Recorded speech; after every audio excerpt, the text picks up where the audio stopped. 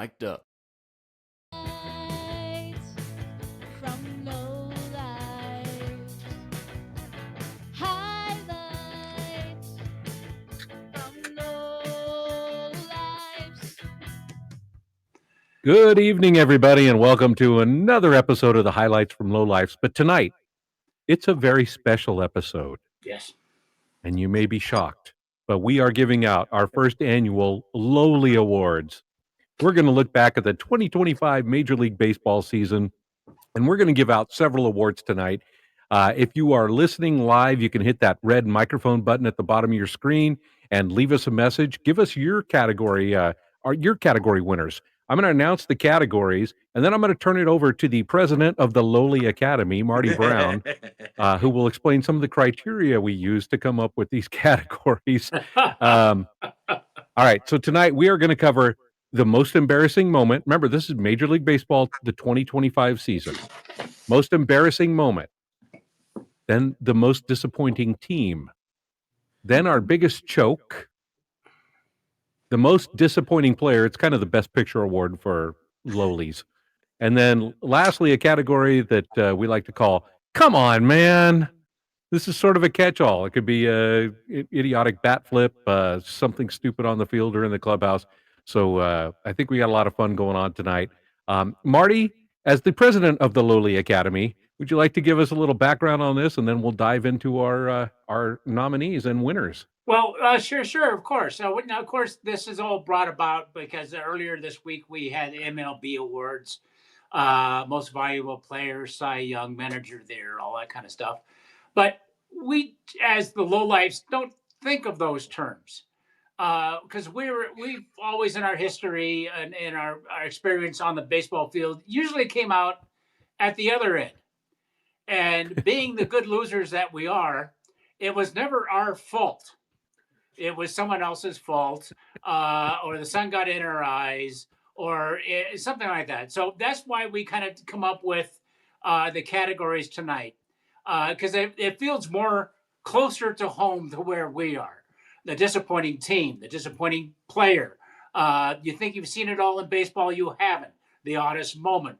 And then there's certain things that happen during baseball games where you, like I said, and the last one is come on, man, is the catch-all where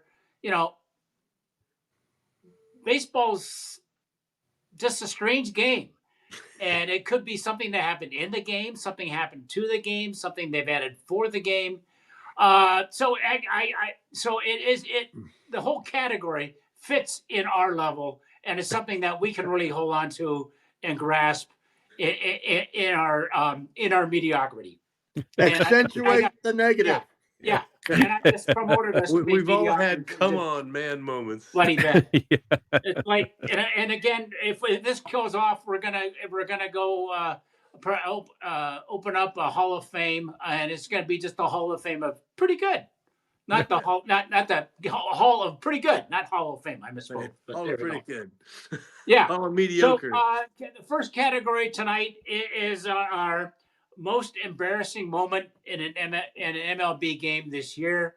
And all you got to do is watch the bottom 10 on ESPN or the blooper reels. They're all over the place. But what's one that stood out to you, JC? Let's start with you. What's the most embarrassing moment you saw out there this year? Well, cheers to you. Thank you. Thank you. Yeah. Stood out to me, most embarrassing moment. I got to pick a most embarrassing moment for John Snyder, the manager of the Blue Jays. Game 7 of the World Series, the 11th inning. The Dodgers are leading by 1 run. Jays have 1 out, runners at first and third. Who do they have to come up? The human beer keg, Alejandro Kirk. Mr. I hit into double plays more often than 90% of the major leaguers. I had a coach who once said, if you think you're going to hit into a double play, strike out. That would have been good advice, So, and Snyder, didn't you have a bat boy you could send out there to waving something so you can get your next guy up. Perfect. So that's my nomination for most embarrassing moment. Perfect. Teddy Bear, what do you got? Okay, that was a good one. Like it. Mine has to do with the Chicago Cubs. In a game with the Padres, the Cubs dropped 2 routine pop fly foul balls in the same at bat against Manny Machado. Ooh. Yeah, not only did they give him 1 chance, but then they gave him the second chance when they dropped the second one. So what did Manny do? He capitalized on it and hit a home run. Correct. Yeah, fresh. You just don't want to do that. That would be hard to go back in the dugout. That was one of those you want to get away moments for the infield. Yes. That's what I think. Yeah. Robbie, what do you got for most embarrassing moment? All right, I got a midsummer game between the Yankees and the Rays. It is a tie game, bottom of the 9th inning. Austin Wells is on first base. There is 1 out. Trent Grisham comes up and makes a perfect bunt to the third base side. The third baseman makes a great bare hand pickup and a throw and just nips Grisham at first base for out number 2. Austin Wells believes it's the third out, stops short of second base, turns around and starts to jog back to first. After a quick throw to the second baseman and back to the first baseman, the tag is applied, and Austin Wells becomes the third out on a sacrifice bunt. Sacrifice bunt. Yeah, it went to extra innings, and the Rays won that game. Oh, Yeah. oh. Austin Wells, you're my lowly. Yeah. How many times do you think he says, how many outs, Oscar? Yeah. How many outs, Oscar?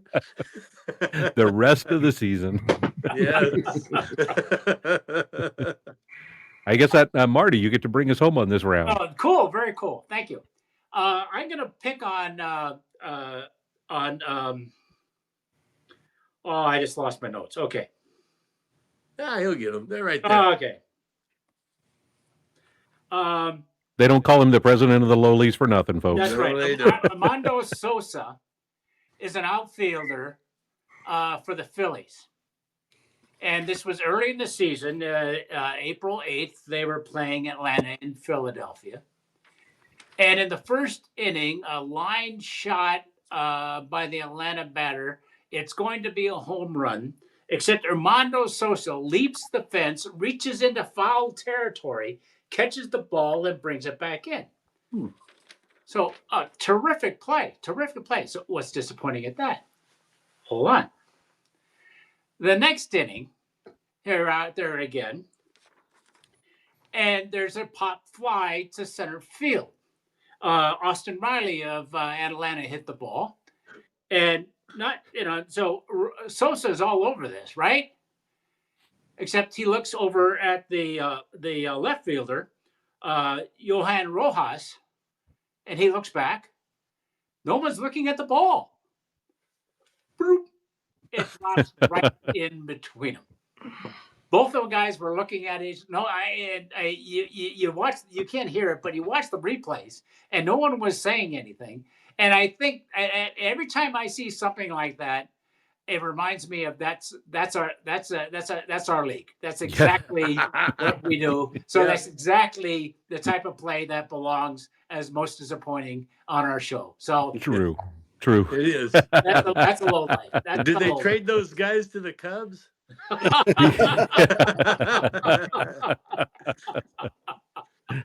That's good.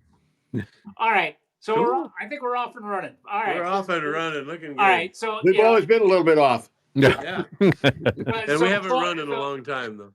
So once again, we got a lot more to come. But if you're out there, got something, hit the red mic at the bottom of the screen. You got 30 seconds to leave us your comment, and we'll read it on the show if we think it's appropriate, which most of it is. So, but because when you're already at the bottom, you got nowhere to go but up. So, I'm hitting play no matter what, so it doesn't matter. Our borders are open. So let's start with let's do category 2. Your most disappointing MLB team. Hmm. Okay. Very Rob, good. what was your most disappointing team this year? Well, it's painful because I too expected a lot from this team. They have a really good group of young ball players. It's not the Giants, if you're worried. They've got a really good group of young ball players. They had 91 wins last year. They chased the Yankees right up to the final week of the season. Finished second in a very competitive American League East last year, and they made the wild card round. And again, they've got this great core of young players. And going into this season, they were really a dark horse favorite with a lot of people thinking they could overtake the Yankees and several people thinking they could make it to the World Series. Yeah, they finished last in the American League East this year after everything else. All their young players either were regressed or were traded by midseason. That's the Baltimore Orioles. Orioles. And Yeah. they just, wow. The last 2 years have looked great, and like they look like a team on the rise. And boy, they went the opposite direction real Yeah. quick this year. They ended up So, 13 yeah, sorry, under 500. got to give my lowly to the Orioles. I had those too, Robbie. Oh, did you? Well, why don't you Yeah. go next, Teddy, and add No. your own stuff? No. Oh, no. I got another one. Okay, go for it. It's just as bad. When the Braves started the season, they had very high expectations. True. They even predicted them to have like 94 wins this year, but they underperformed badly, both in wins and run differential. They did have some injuries to their catcher and one of their pitchers, but their their their win was supposed to be 94. Their actual performance, they finished 76 and 86. So they were 10 games under 500. And their run differentials was a -10. So all those big high expectations for those boys down in Atlanta, it just didn't come to them. I guess Austin Riley had a season-ending surgery, and Sean Murphy missed the rest of the season with a hip injury. So anyway, the Braves just didn't quite make it. But yeah, I can't believe they them and had the 76 Orioles, they're wins the way really they played. close. Yeah. Yeah, they were really close, both them and the Orioles. JC, what you got for most disappointing? Well, with apologies to Adam Snyder and Mike Miller and Yankees Coast to Coast, I gotta say, with all that talent, Giancarlo Stanton, Cody Bellinger, Goldschmidt, and Aaron Judge. How do you lose in the divisional round? 3-1 games like they did. The Yankees are definitely one of the most disappointing teams I've seen in a while, and I give them the lowly. Marty, you're up for the finish. Okay. I kind of took a little different angle with this because this was a very good team. They had the best record in baseball, a 599 percentage, 97 and 65. Second best in the league in runs scored, 806. And somebody talked about run differential earlier. They were up. Listen to this was staggering. Up run differential 172. Wow. The Yankees were second with 164, which kind of tells a little. It goes back JC's point on the Yankees. So they get into the National League Championship Series against the number 3 seed. Right? They were the number 3 seed going to this series. Right? What happened? They scored 1 run a game for 4 straight games. Now that sounds pretty bad, doesn't it? It does. It is. It's pretty bad. But look. They did better in game 1. They only got 2 hits. Game 3, Game 4? They got 5 hits in Game 4, but still only scored 1 run. Well, one. Use this finger. One. Yeah, easy.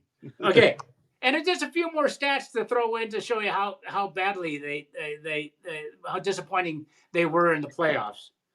3rd in hits in the league, 3rd in runs, tied for 2nd with in batting average, and then 2nd alone on base percentage. And so the Brewers just would blow through the league and then laid the golden egg. Well, what a disappointment they were. Okay, so that's my most disappointing team, the Brewers. And now that I said that, my pastor came from Milwaukee, so I'm just going to be throwing out of the church now. What else is new? They ran over the Dodgers in the regular season too. It was like 5-1 or something. They had unbelievable. Right. Hey, you know what? I'm going to turn Rob. Why don't I turn this over to you to talk about our sponsor? You mean my favorite segment of the show? Oh, well, that's why I turned it over to you. A segment we like to call "What You Drinking."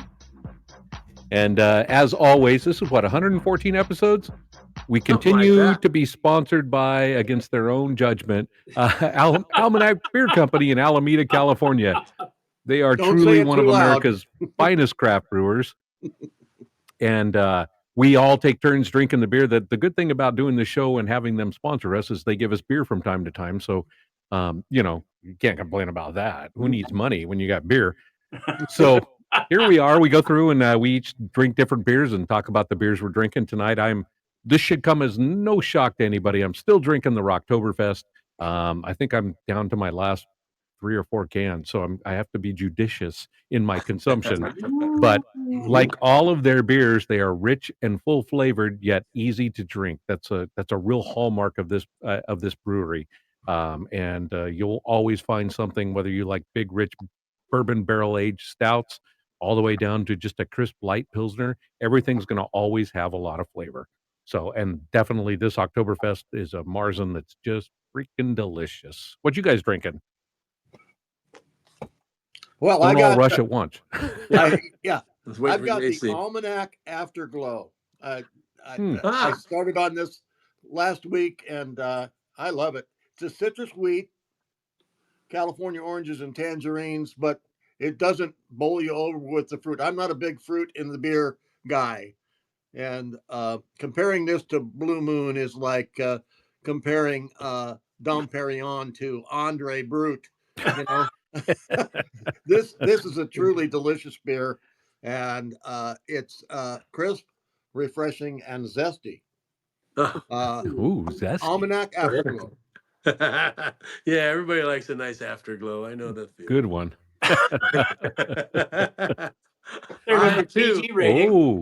I too have the Oktoberfest.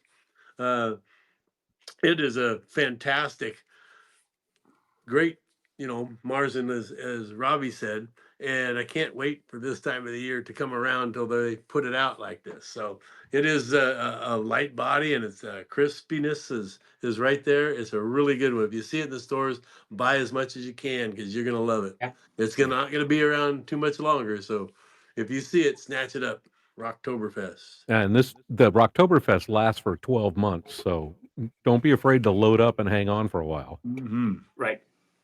And I'm sticking with the baseball theme. The Ballers love hazy IPA. Nice. And once again, Almanac just shatters all my dreams and expectations. I don't like IPAs. Well, that goes out the window, and because it's a nice full flavor. You smell the hops, you taste the hops, but like Rob said earlier, no matter what they say, it goes down smooth. It's a great beer, and thanks for the Almanac people to support the Oakland Ballers. So that's what this is all about. The Ballers love IPA. That's what I got. Nice. Well, thanks again to Almanac. If you get the opportunity, you're visiting the area, you're from the area, get out to Alameda. The island's great. There's a lot of things to do and see out there, but most specifically, Almanac Beer Company out there. They've got a huge outside area. They've got a huge indoor area. They've got a sandbox for the kids to play in. They've got video games, pinball machines, meeting areas. They'll do tasting flights with you and walk you through everything. And, if you're polite, you might get a little walk around the brewery. And if you tell them you heard about them from the Highlights from Lowlife show, they may take pity upon you. Thanks again, Almanac. Good luck with Thank you. that. Usually you get a what? Yeah. Who? Okay. Round three. Round three. And this round we call Choke of the Year.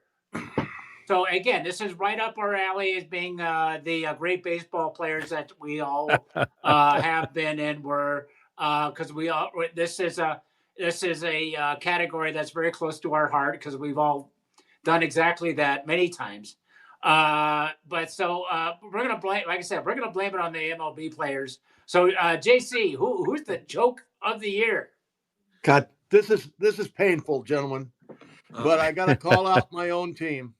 Oh, The Giants were 44-34, tied for first place on June 22nd, 2025. After a serious slump capped off with a 3-game sweep of the Giants by the Padres, they were 59-62. That last game, the Padres, which they lost 11-1, Wednesday day game, started by never to be ace Kai Wei Ting, who went one and 2/3, gave up 7 runs, 6 earned. The one unearned was courtesy of our left fielder, Elliot Ramos, who tried to relay a ball in for a play at the plate. He spiked the ball and from deep left field, threw it on a 14 hopper to Willie Adames, much too late to get anybody, and the unearned run scored. They went on to do things like Patrick Bailey had a pass ball allowing a run to score.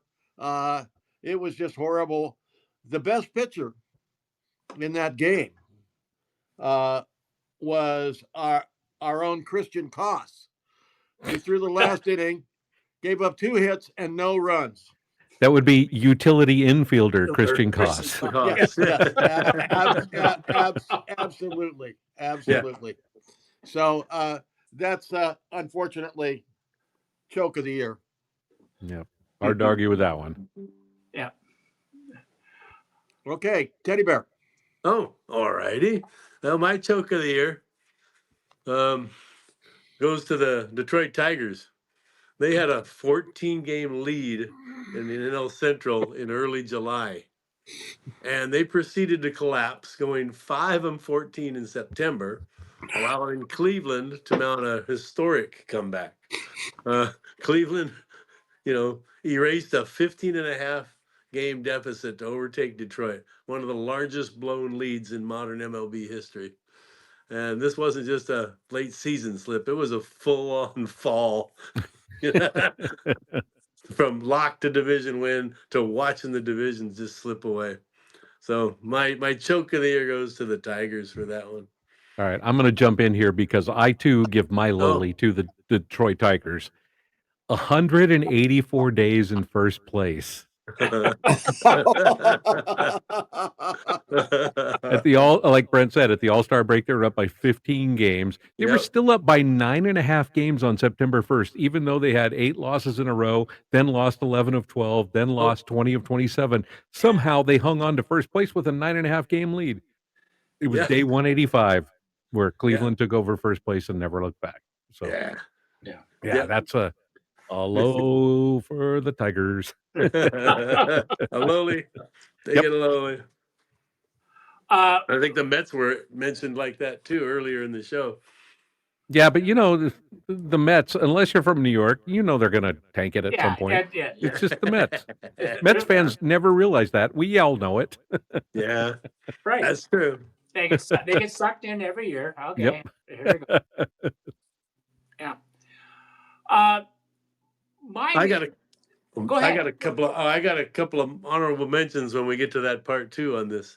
Okay. All Yeah, right. yeah. Yeah, absolutely. Well, mine is a little more specific rather than mine has to do with it was a great game 7 of the World Series, the bottom of the ninth. Dodgers scored in the top, and it's a tie game.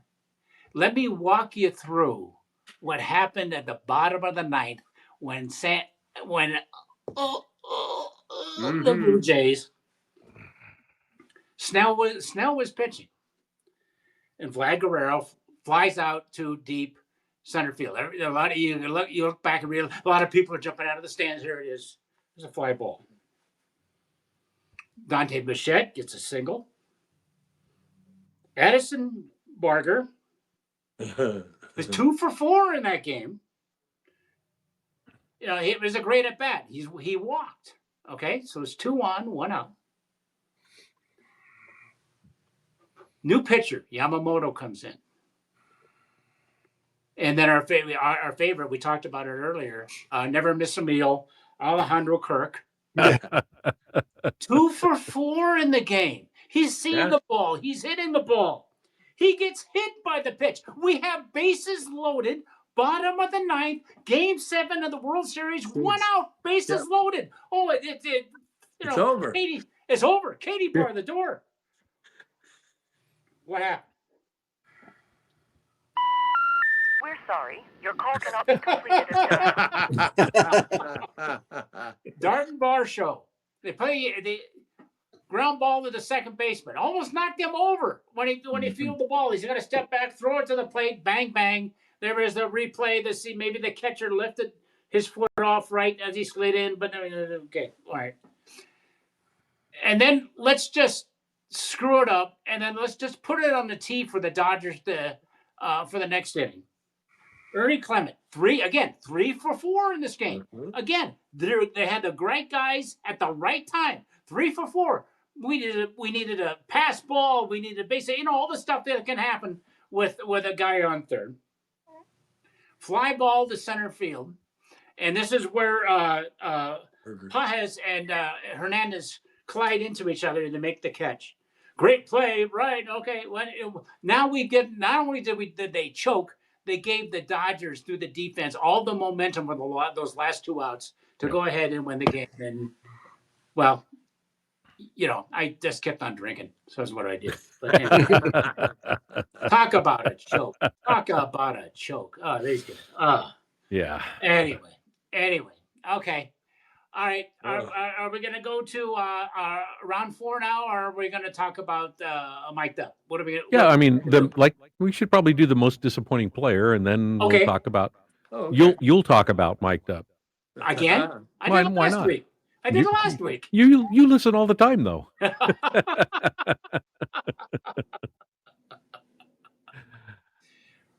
Okay. All right. So we got our most disappointing player. We talked about a disappointing moment now, but let's dig down and point the finger at somebody that you were supposed to be the up and comer, the next coming, the savior to the ball club, and you just went.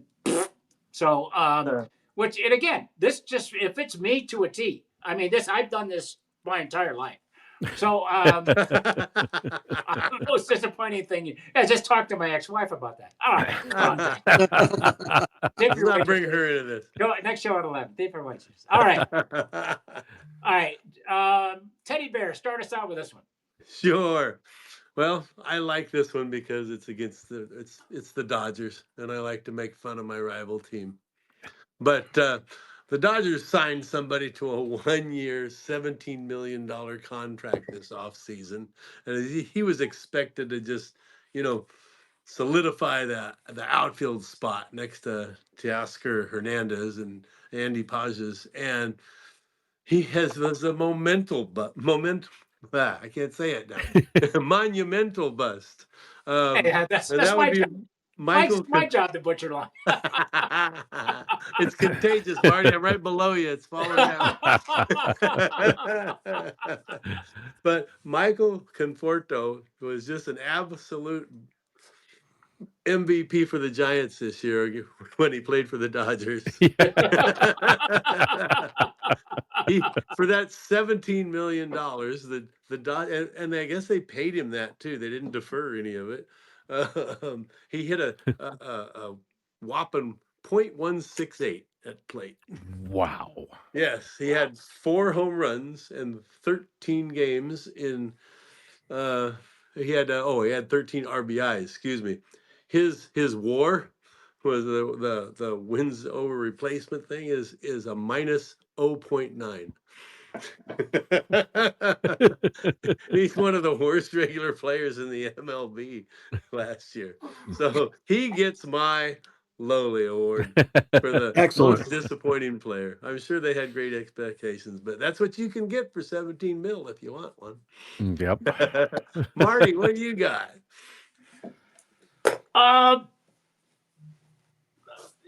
I gotta continue to pick on the Blue Jays if you don't mind. They Okay. seem to have a lot of fun with those guys this year. But we had for people who may be new to the show, we do some baseball trips, and these are either the greatest guys to go out on the road and watch baseball. And a few years ago, we were in Baltimore, a beautiful day, and Anthony Santander hit this monster home run late in the game for the Orioles. He was on the last year. He went to 2024. He was on the All-Star team. At the end of 2024, kind of not the greatest batting average of 235 or slugging percentage of 308. 44 home runs and 102 RBIs. Okay. So in January of 2025, before the season started, he signed with Toronto, 5-year deal, $92.5 million with the Blue Jays. Now imagine the lineup that they had going to the World Series, going to Game 7, and having a guy in the outfield with 44 home runs and 102 RBIs. Oops. In the first 50 games of 2025, batting average 179, and 6 home runs and 18 RBIs. Marty, why did you just pick the first 50 games? What happened on game 51? Let me tell you. He was placed on the injured list for shoulder inflammation, then transferred to the 60-day injured reserve. Oh. Made it again, and this was May 30th. He went on the. When did he come back? June? No. July? No. August? No. September 23rd. Ooh. Oof. Just in time to clean out the locker. Yeah. And did squat. He was on the MLB postseason roster for the championship series, but was replaced before the World Series. Oh. So we'll see what happens to this. It's terrible when this stuff happens to a ball player, because he's a great ball player, and I think he has got a lot of years ahead of him.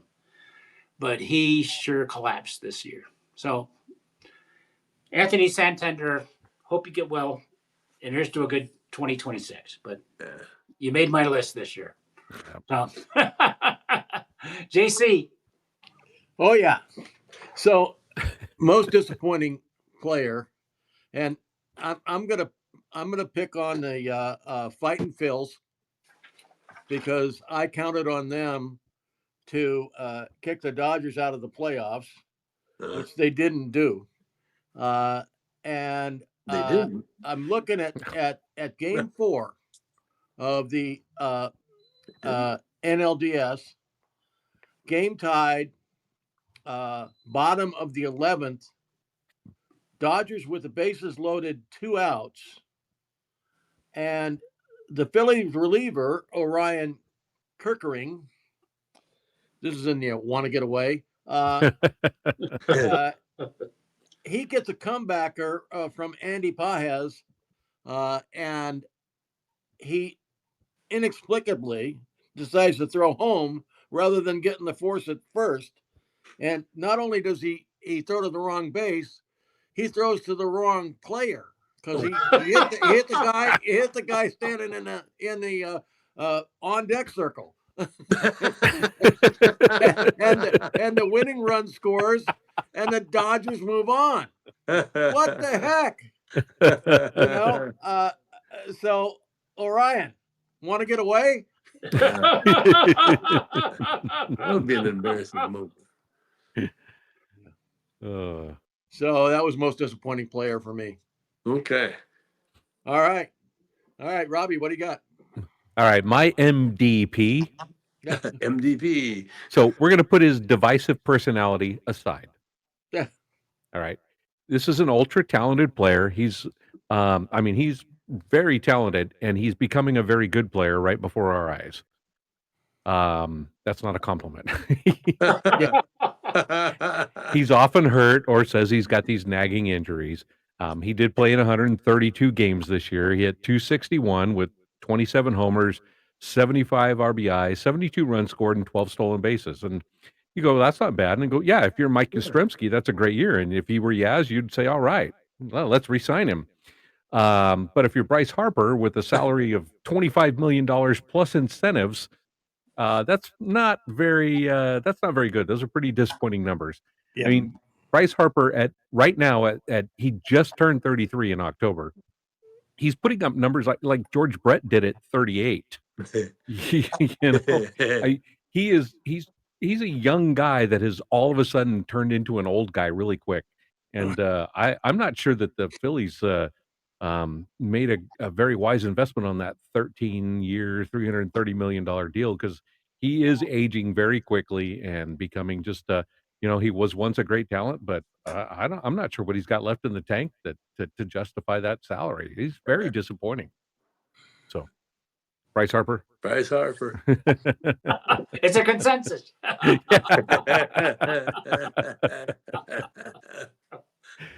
Oh man! So that was the end of round 2. I know there's a bunch of you guys out there listening, and you always never leave. Always never.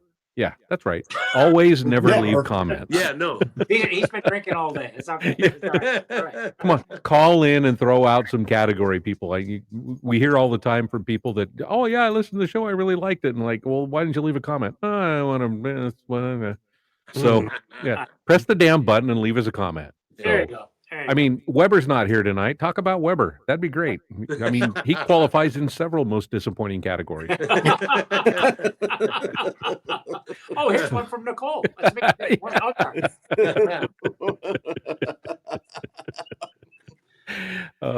But anyway, we are pleased to be here on the micdup app, and we the microphone button at the bottom again. Tap that button. Leave us a message. If you don't like it, you can re-record it. If you like it, send it. We'll play it on the air, and we'll respond to you or what have you. Marty is a huge fan. I listen to a couple of shows fairly regularly, but Marty really actually has embraced the app and some of the shows that are on here. So I'm going to let him talk for a minute about the other shows that work with us here on Mic'd Up. Okay, well, thank you. I appreciate that. There's a lot of good shows on the app, and from what I understand from Rob, there's going to be coming attractions is the exciting part. There's supposed to be some new shows, and a couple of teams we're looking at. He's not sure what it's baseball teams or hockey teams, or they want to put up a fan page and a fan show or week by week, which is just fantastic. It would be a great idea. For any organization, pro, minor league, or whatever, they have a show from a host, and then people can call in every week. But one of my favorite shows is the Rovner Report because he does a great job. Oh, by the way, did I mention last night the Golden Knights beat the Rangers 3-2? Ah, Sorry, had to do that. you Okay, had to do. all right. One of the other ones that I like, and I be honest with you, I haven't caught up with them in a while. But there was one that piqued my interest, and the Hall of Fame conversations. Yeah. And they do a great job. And there's one they did at the end of September that I've kept. I'm going to do it next day or so because it's on the list. I'll get to it. But a guy, let's see if you guys recognize the name. Remember a football player by the name of Mike Allstat? Oh, yeah. Good. Great running back. Kind of a fullback running back for Tampa Bay. Yeah. And this talk about the guys with what is that? He is mass macho. I mean, he was just one tough SOB. So and again, it was recorded 6 weeks ago, but I'm going to go back and make it a point this weekend to take that one in. So check out Hall of Fame conversations too.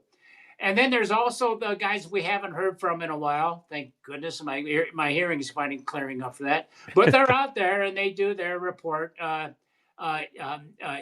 Yankees coast to coast. They're out there. Well, need I say more? But they're out there too. But again, and I got to reemphasize this. There's all sorts of coming attractions here. So keep your eyes out on the screen and everything. We got some good shows, and of course we're still up here. God knows why, but we'll still out every week. But we'll still out here and be honest, it's a great experience. I love every time we're on. Just to see my good buddies and have a good time. Mic'd up. I couldn't from the bottom of my heart thank you for what you've done for us and what you continue to do for us and let us continue on this platform. So and again, check it out, Mic'd Up, and all the shows that we got on the platform. Thanks. And I love how Mic'd Up uses our show to demonstrate to professional teams and former pro athletes how easy it is. They basically show them an episode of our show and go, these four dumbasses can put a podcast together. So can you. At least we're a good bad example. That's right. At least for And some. look who they have for a sponsor too. Yeah, right. exactly. There you go. Okay, so this should be fun because everybody has their own point of view. I think it was Randy Moss that started this on one of the football shows. Please, please correct me if I'm wrong. And it's just, come on, man, was the title that he phrased for it, which was, and it's our open category tonight. And they said baseball is a great game. It's a funny game. It's a screwy game. But what moment stands out to you guys as being what, why, when, how this happen? We have a good call in. You want to lead with the call in? Yeah. Sure, why not? Yeah. Vonnie's here with the call in. What about Major League Baseball being in the category of come on, man?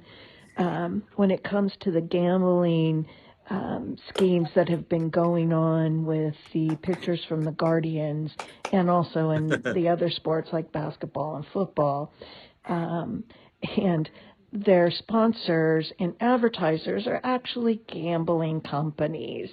Come on, man. How hypocritical can you be? Good, Bonnie. Yeah, Yep. Bonnie. Very good, Bonnie. Very right good. on. They opened Pandora's box, and wow, here you go. That was my lowly, so I've had to change it. Oh, okay. And thank you, Bonnie, one of our most loyal and lovely fans. So thanks, Bonnie. Very expensive.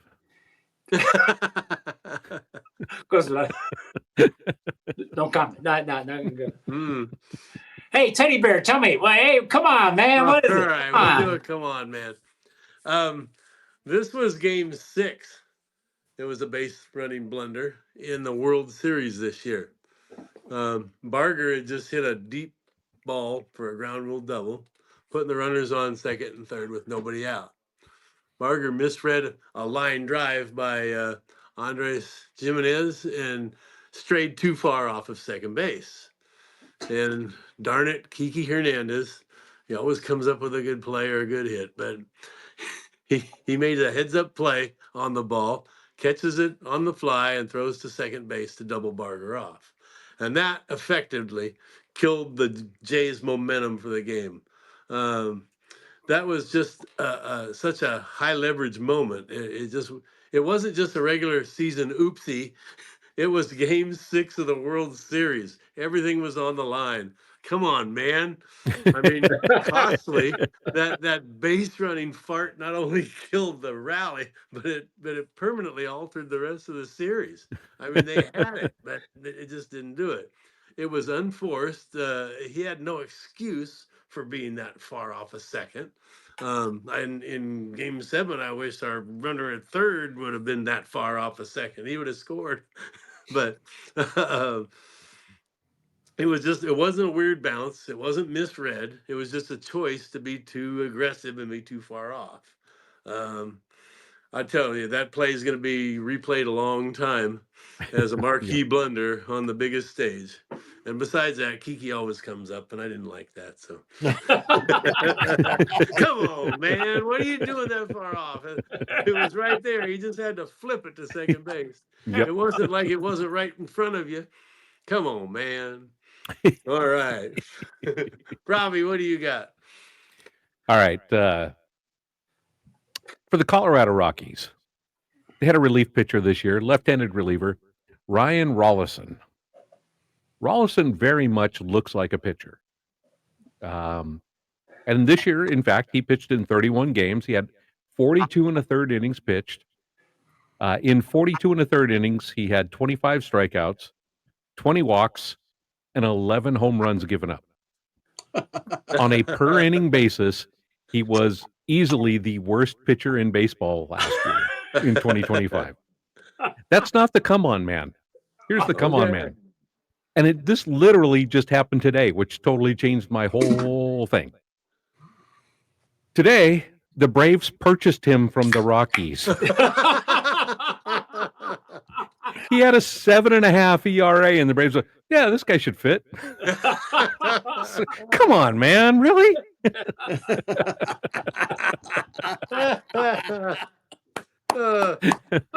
Very good. Yes, there you go. I know, JC. I know you've been dying for this category the entire time. I did have a different take on this on this, and MLB.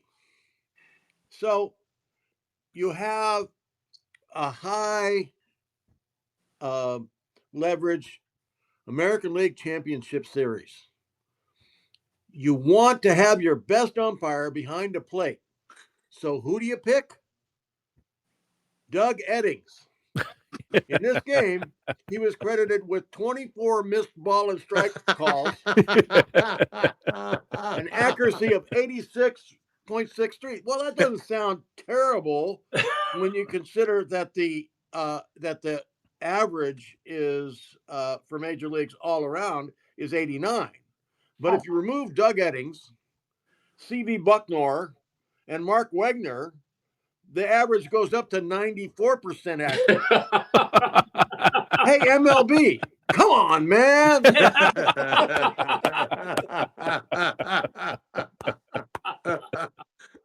That's brilliant. I said I've been champion of the minor leagues, and I can't wait till next year with that challenge rule. I think that's gonna be a lot of fun.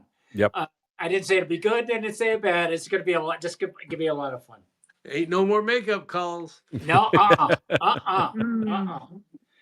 Okay. So mine got to be a little personal, I must admit. So I'm going to take you down a little story, and sorry to bore the hell out of you, but we got 10 minutes yet. So Is that Do your enough? Weber impression and just go on and on and on. Yeah. Okay. But I like Teddy Bear. Mine came from the World Series too. So when the World Series started, I was visiting my dear family in North Carolina, and that's where the games actually start at 8 o'clock. Boy, that's screwy. Boy, that's your World Series, and you want to watch, and it comes on at 5 or 6 here, and but it's still 8 o'clock when these things. But anyway, I was with some friends of my daughter and her son. Her husband. Brandon Mendez is his name. He's Son, husband. No, well, Same thing. he's you don't mess with this guy. You don't mess with Brandon. He's a Green Beret, Special Services, and he's the type of guy when they go to these functions, the generals and the captains, they defer to him. He's the guy that gets things done. So we're over at the next door neighbor's house, and we're playing darts. We're drinking beer. We're having a good old time. We're watching Game 2 of the World Series, and it's a good game and all this kind of stuff.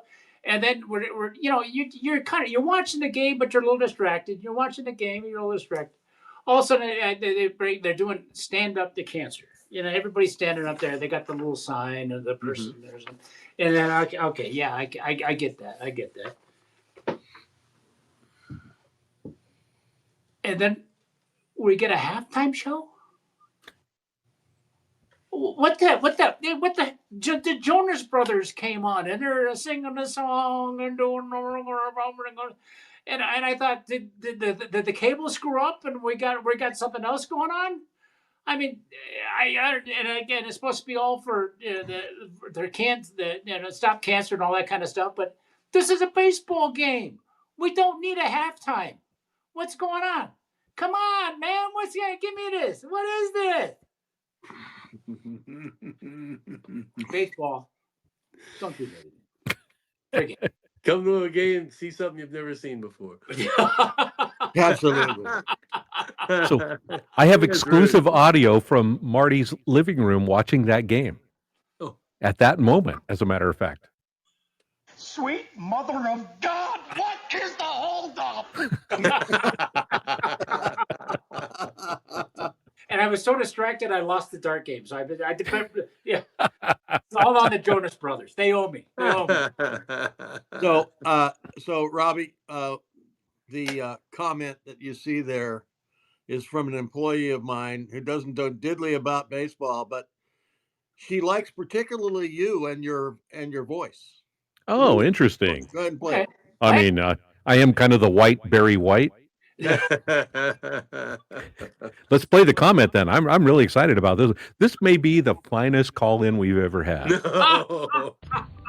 Just want to let you guys know that this is the highlight of my day. Therapy, my dear, therapy.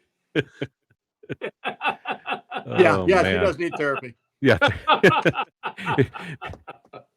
Make sure the boss is paying for it, though, Ray Bob. Yeah, please. All right, honorable mentions. Let's throw it out to the field. What do we got? I do not remember the player's name, and I could probably dig it up, but I'm not going to. For the White Sox, the guy hit a fly ball, sounded great, beautiful swing, perfect crack of the bat, did the whole bat flip, started jogging towards first base as the center fielder camped under the ball just in front of the warning track and made the catch. So, I don't remember which guy it was, but it was a White Sox player earlier this year. Are you kidding me? And the wind held it up a little bit. So, yeah, I guess that would qualify under, come on, man. Yeah, come on, man. It's got to be out before you do all that stuff. Yeah, exactly. Celebrating a little early. The one I wanted to do, because I dig a little deeper, and it didn't happen this year, but it's still classic, and you really need to see it to appreciate it. And a couple of years ago, the Marcelo Osuna of the St. Louis Cardinals just a fly ball to the outfield, and he's going back and he's going back. He jumps the fence to catch the ball as it goes over the fence, only to realize he screwed up and the ball bounces in on the warning track. And it makes it worse. He catches the spike coming down off the fence. Oh no! And I think that happened a couple of years ago, but it's still one of the all-time classic bloopers. He's got this. He's going to make the great play. Climbs the fence. Oh shit! Oh. Goes ass over tea kettle, huh? I had in the most disappointing player for the Padres. I had pretty much every left fielder they tried out there. After losing Jerkson Profar to free agency, it was truly nearly halfway through the season. San Diego had made a parade of guys out there, and none of them looked like they were gonna, do any good in left field for him. Looked like trying to find a drummer for Spinal Tap or something. But, that's a great reference. The Padres left fielders, I think they were, I don't know, it was like a minus 1.0 WAR for the replacements they threw out there. So that was my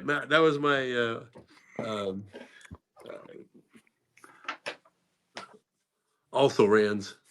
Yeah. Who else we got out there?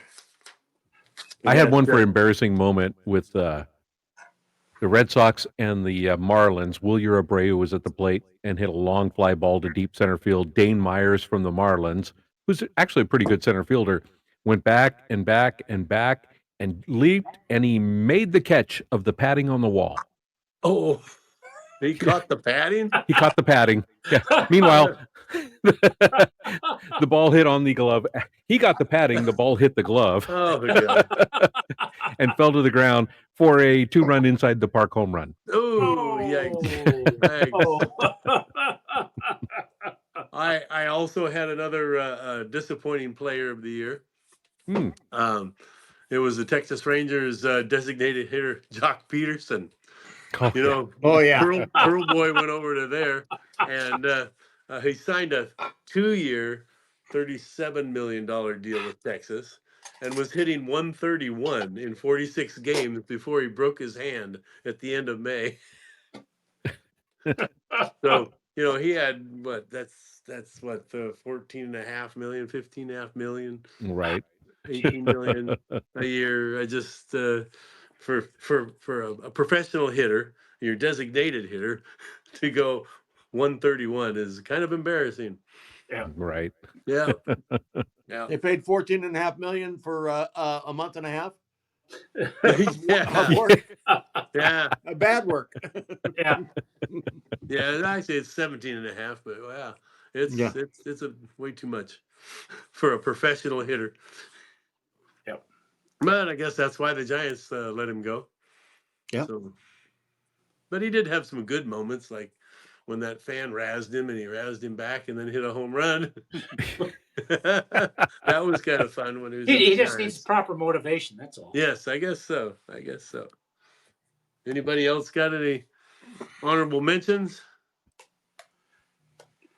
I'm out. All right. Okay. I can tell by the silence, no. Okay. All right. Do you want to try to come to a consensus on any one category? I feel like everybody's deserving of a lowly tonight. Yeah.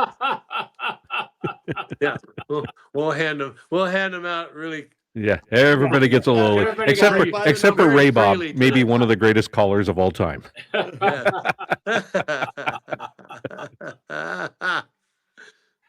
So once again, thank you all for tuning in tonight. Once again, Almanac, why you continue to do this, I don't know, but we are very grateful, and it's a great beer. Next time you're at the store, go find them at the liquor store, the Bevmo, the whatever you got to do to find us. You won't be disappointed by anything that Almanac makes. Thank you very much for that. And thank you again for micdup for allowing us to embarrass ourselves once again. And I'm gonna did I kind of take over here? I'm sorry, Rob. Yeah, that's okay. At some point or another, we'll have to post our red carpet show. You know, the pre-show where we walked into the rooms where we sit. I guess you could see the fashion and everything. Yeah, absolutely. Who are you wearing? Like I have to Doug, wear the pants that asshole from day? down the street. Lowlifes. I'm wearing my Weber. Yeah. Yeah. I got to wear pants that day? Come on. All right. Well, we hope you love the first annual Lowlies Award show. We're going to do this again. We may do this after every pro sports season ends, including the ATP tennis tour. So anyway, thanks for watching. Come on, man. Yeah, that's not bad, huh? Yeah.